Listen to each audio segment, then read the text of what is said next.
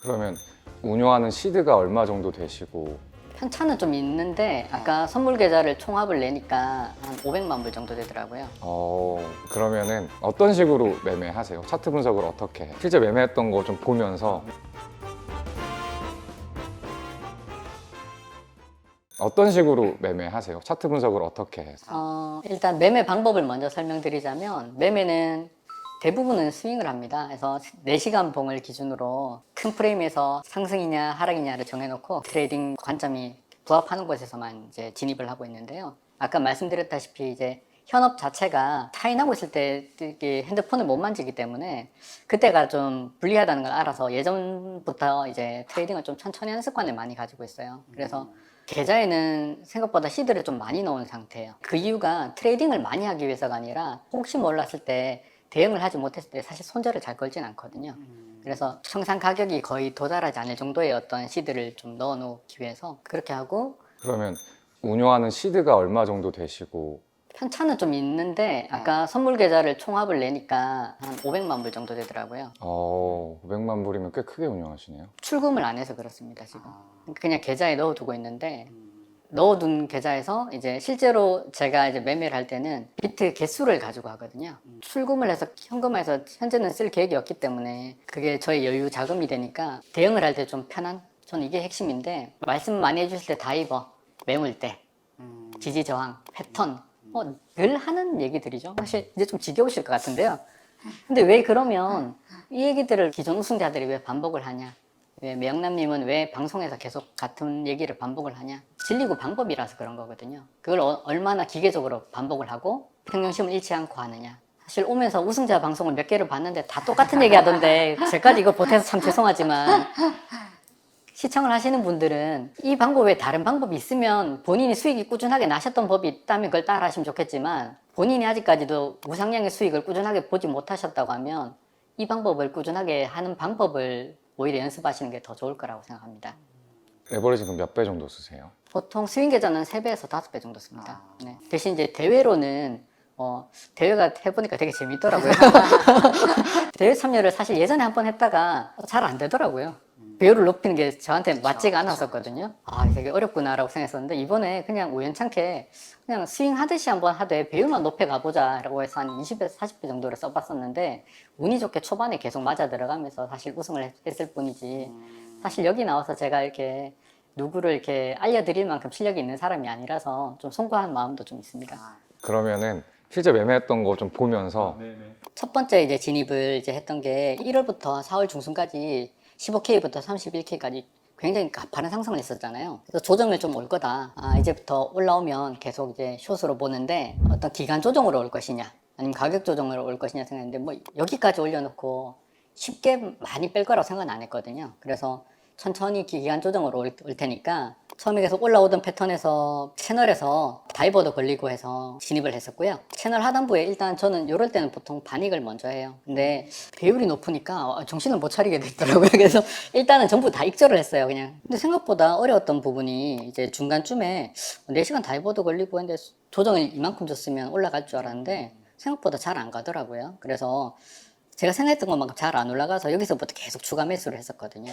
그리고 다행히 익절을 이제 하얀 지점에서 하긴 했는데 이제 제가 8번 매매를 했더라고요, 총. 근데 8전 7승이었어요, 이번이. 개인적으로 승률을 되게 중요시하는 편인 게 대응을 못하고 진입을 이제 아주 제한적으로 하다 보니까 한 번을 들어가더라도 오래 갈 수 있는 지점, 그 다음에 승리를 확실히 할 수 있는 지점을 많이 들어가려고 노력하는데 한 번 손절이 났던 지점이 플래그 형태로 이제 상승을 봤었는데 이때 한번 반대 방향으로 가는 거 보고 바로 손절. 그래서 저는 패턴과 피보나치 비율, 그 다음에 RSI 다이버 요거 3개를 제일 많이 보는데 제가 제일 큰 상승을 해서 결국 우승했던 계기는 이런 부분을 제가 사실 제일 좋아하거든요. 다이버가 뜨고 이제 그때부터 채널링 그려지면 계속 이제 떨어질 때마다 계속 롱으로 가야 되겠다. 4시간도 그렇고 했기 때문에. 그래서 그때부터 한 230%부터 시작해서 그때 한 1100%까지 계속 상승을 했다. 그래서 아마 시청자분들도 매매를 굉장히 많이 하면 큰 수익을 낼 거라 생각하시는데 방송에서도 몇 번 보여주셨지만 제대로 된 구간을 제대로 먹는 게 저는 제일 좋다고 보거든요. 특히 저 같은 이제 현업을 같이 해야 되는 사람들은 더 그럴 텐데 본인이 직장 생활을 하시거나 어떤 가정 생활 때문에 그 매매가 어렵다고 하시는 분들은 고배라든지 이런 걸 하지 마시고 차분하게 본인 지점이 왔을 때만 그냥 한 번씩 들어가 보면서 자꾸 승률을 쌓아가는 연습을 해보셨으면 좋겠다. 맞아요. 너무 잦은 진입보다는 적게 들어가고 승률을 높이는 게 진짜 좋죠. 그래서 인내심인데 사람들이 좋은 자리 올 때까지 기다리질 못하는 게 좀 아쉽죠. 우승자님의 매매 원칙이 있다면 매매 원칙은 여러 가지 어떤 근거들이 부합하는 지점에서만 진입하자. 뻔한 얘기죠. 근데 이 뻔한 얘기를 또 왜 반복하냐? 저는 사실 파동을 시청자분들의 중간 정도 수준이라고 봐요. 그런데 어떻게 우승을 할 수 있었느냐?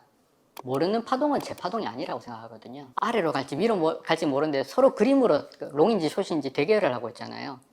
거기에 자기 전 재산을 걸고 너무 안타깝잖아요.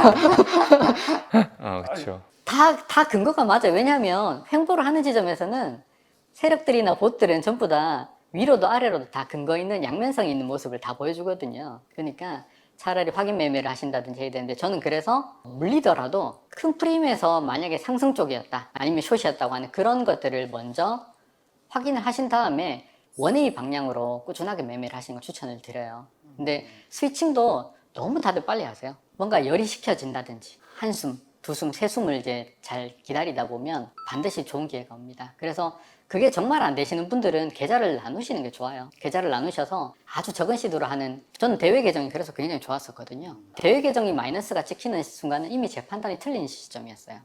그럼 내 본 계좌는 조금만 더 기다려보자라고 오히려 저는 정찰병을 본 계정에서 보내는 게 아니라 그 작은 계정에서 하는데 대회라고 하면 너무 고배라고 생각하지 마시고 그냥 가볍게 내가 게임을 한다 생각하시고요. 굉장히 많은 분들이 대회를 같이 참여하니까 내가 어느 정도 순위가 되는지를 사실 볼 수 있는 좋은 판이잖아요. 그래서 한 10페이지 정도 내 아니면 5페이지 내 이렇게 해서 자기 목표를 세워보고 하면 저는 조금 더 좋을 것 같더라고요. 그럼 앞으로의 꿈이 있다면, 왜냐면 보통 사람들은 돈 많이 버는 게 꿈인데 정확히 제가 자산 수준은 모르나 세 자릿수라고 말씀하셨으니까 어쨌든 뭐 수백억 자산가신데 그런 분은 어떤 꿈을 가지고 계실까? 비슷하실지 모르겠는데요. 무탈하길 바래요. 평안하길 바래요. 그냥 오늘이 내일 같고 내일이 오늘 같길 바라는데 욕심이 없다는 게 아니라 늘 이렇게 똑같은 패턴으로 제가 건강하게 자꾸 해나가길 바라죠. 돈이 많으면 좋죠, 당연히. 돈이 많으면 좋은데 적당한 수준의 삶을 누릴 수 있는 정도의 돈이라고 하면 그 뒤로부터는 사실 행복감에 크게 영향을 미치진 않거든요. 이거 정말 확실해요. 왜냐하면 저도 어릴 때 굉장히 가난했었기 때문에 어느 수준을 넘었을 때 너무 행복했었어요. 가족들을 부양할 수 있다든지 아니면 주변 사람들한테 영향을 줄 수 있다든지. 저도 굉장히 훌륭한 사람은 아니기 때문에 이기적인 면이 있는데 그 이기적인 면들이 주변 사람들하고 같이 나누실 정도면 충분하다고 생각하거든요. 소소한 행복들을 많이 누리실 수 있는 그런 분들이 많으셨으면 좋겠고, 좀 옆으로 세긴 했는데 개인적인 목표는 비슷하게 하는 거지만 사실 1, 2년 사이에 준비하는 일들이 또 잘 되길 바래요. 더 좋은 사람들하고 더 재밌게 일을 하길 바랍니다. 마지막으로 시청자에게 하고 싶은 말. 사실 이제 제가 여기 나와서 인터뷰를 하게 될 줄은 정말 상상을 못 했었어요.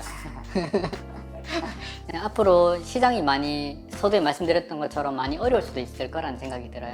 마음이 급하다고 해서 절대 소금물을 먹으면 안 되는 것처럼 차분히 기다리면서 갈증을 조금 참아내는 그런 인내가 좀 필요한 시기라고 봅니다. 모니터 안에 인생에 너무 빠지지 마시고 차분히 일상생활을 즐기시면서 건강과 생활을 다 챙기시면서 충분히 부자가 되실 수 있을 거예요. 그러니까 다들 화이팅 하시고 다음에 또 오시는 분들이 이렇게 많이 우승 인터뷰를 할 수 있으면 좋겠는데 저 역시도 다음에 한 번 더 뵐 수 있기를 고대하면서 또 한번 인사를 드리겠습니다. 오늘 5월대회 우승자분 오셨는데 가장 인터뷰하면서 다채로운 이야기들이 오갔던 것 같아요. 이게 아마 2부로 나가지 않을까 싶은데 사실 시청자들이 제일 궁금해하는 거는 한 달에 몇천 프로씩 수익을 낼 수 있을까?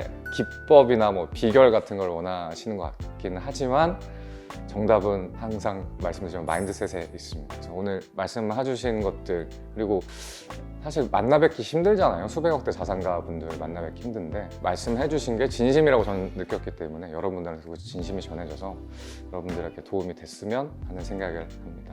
감사합니다. 수고하셨습니다.